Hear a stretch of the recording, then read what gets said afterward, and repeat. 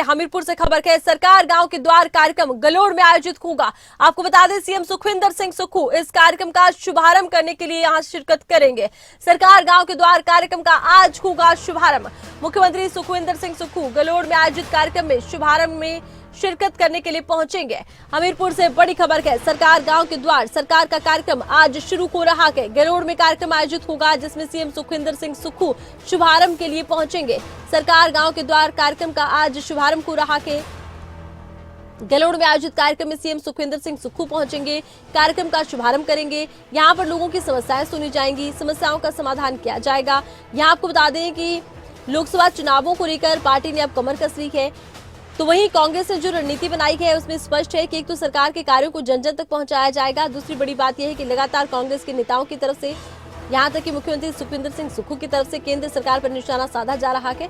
कहा जा रहा है कि आपदा के हालात में भी केंद्र से वो मदद नहीं मिली जिस मदद की दरकार थी। अब न केवल कांग्रेस अपनी उपलब्धियां, सरकार की नीतियां जन जन तक पहुंचाएगी, बल्कि कांग्रेस की तरफ से कहा यह भी जा रहा है कि हम बीजेपी का हिमाचल विरोधी चेहरा भी जनता के समक्ष लेकर आएंगे। अब लोकसभा चुनावों की तैयारी के मद्देनजर इस कार्यक्रम को बेहद महत्वपूर्ण कांग्रेस के लिए माना जा रहा है। और ज्यादा जानकारी के लिए खबरें अभी तक के संवाददाता शिमला ब्यूरो प्रदीप ठाकुर हमारे साथ जुड़ चुके हैं।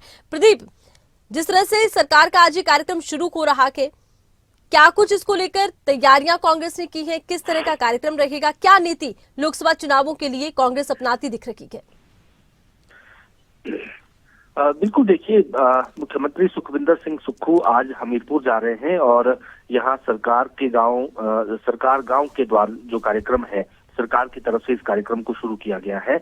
और इसमें हम कह सकते हैं कि लोकसभा चुनाव के मद्देनजर इसे एक कांग्रेस का चुनावी अभियान के आगाज के तौर पर भी हम इसे देख सकते हैं राजनीतिक दृष्टि से, क्योंकि सभी मंत्री और खुद मुख्यमंत्री सुखविंदर सिंह सुक्खू फील्ड में उतरे हैं। डिप्टी सीएम मुकेश अग्निहोत्री भी आज अपने विधानसभा क्षेत्र में रहेंगे। तो कुल मिलाकर कह सकते हैं कि लोगों के बीच जाना है, सरकार के कार्यक्रमों की जानकारी, योजनाओं की जानकारी उनको दी जानी है और इसके साथ साथ मौके पर ही जो लोगों की समस्याएं होंगी उनका निवारण भी करना है। तो ये एक उद्देश्य है इस पूरे सरकार गांव के द्वार कार्यक्रम का।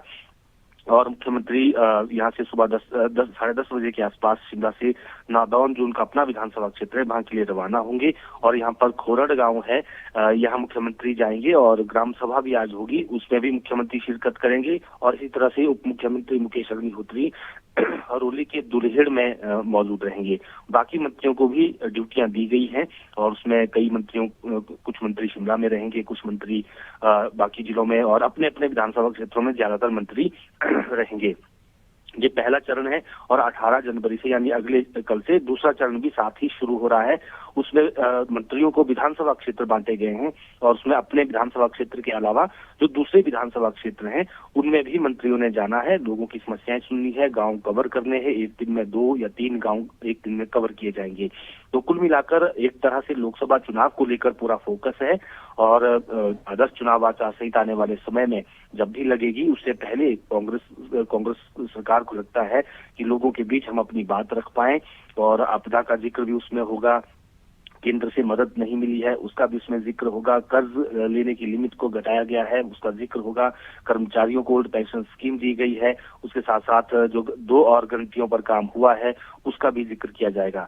तो अपनी बातों को जनता तक, अपने कामों को जनता तक पहुंचाने की कोशिश यहाँ सरकार की तरफ से की जा रही है। और इसके साथ साथ संगठन भी आने वाले समय में इसी तरह से एक्टिव होगा और कई कार्यक्रम आने वाले समय में होने हैं। पिछले कल व्यापक रणनीति उसको लेकर तैयार की गई है। जी अच्छा, देखिए, सरकार गांव द्वार कार्यक्रम के तहत ये जरूर नजर आता है प्रदीप की कांग्रेस ना केवल अपनी उपलब्धियां, सरकार की नीतियां जन जन तक पहुंचा रही है, बल्कि बीजेपी को भी इस कार्यक्रम के बहाने निशाने पर लेती नजर आ रही है। इसको लेकर क्या जानकारी?